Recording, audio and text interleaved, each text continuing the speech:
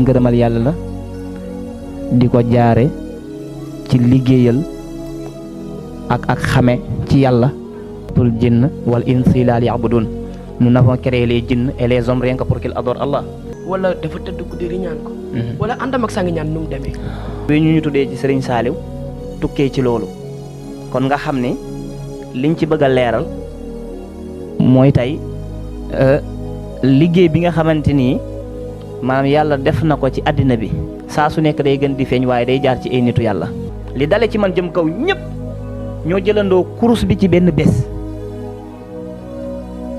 ci suma doomu way jur yi yëpp li dale ci man jëm ci kaw ñëpp ñoo jël kurus bi ci benn bés. sunu xam yàlla mu nekkut dañoo dox tase kenn mu rukkuñu wala déedéet dem mu daay suñ jotul hélas ñu jot ma dañ daan taxawal zikrullahi ngir yére ñu ko suñ paree dañ koy weer di ko surveiller su paree ñu maajaal këriñ bi ñu koy passé su ma way jur bu jigéen di koy passé ñu taxaw di ci at 2003 dañ dem ci sang ñaan mel ni mu war a mel fi mu toll nii ñun foofu lan ne liñ ci war a def niñ ci war a doxee niñ ci war a mel lim soxla ñu defi loolu maanaam jaayante boobu noonu liggéey boobu ñun fi mu toll nii fa la nu nekk. nii ci biliyaan bi ma ko jëkkee daj nii di ko fa joxe jóob kurus yàlla na ko yàlla dëggal yàlla tax yal na yàlla yokk leeram Cheikh Mame Gor Diouf bi may dugg ci tànt bi moom laa fekk comme daf ma doon doomoo kat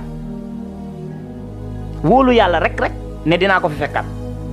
ma dama ko daan yenoo fii ne laa ko daan yenoo fii yóbbu ko bu ma demee nag ba saagi yëpp ci su ma eggee jeexal nag teg sama saak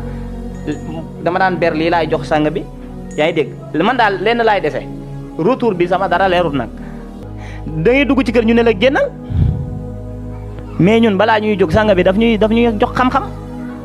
xamal ñu fi ngeen jëm la ngeen fay fekk. xawoon naa sori kër yi gis nga keroog dañ jékki saay dégg bi mu noddee ba pare imam bi nodd ba pare yuuxu ci kaw ci biir micro bi ne yéen waa dëkk bi am na ñu dugg si ci biir dëkk bi te bokkuñ ci dëkk bi génnee leen dëkk bi. deltu ginnaaw amutoon biñ ñëwee it ku nekk di wax ñu wax tuuti après hélas moo jël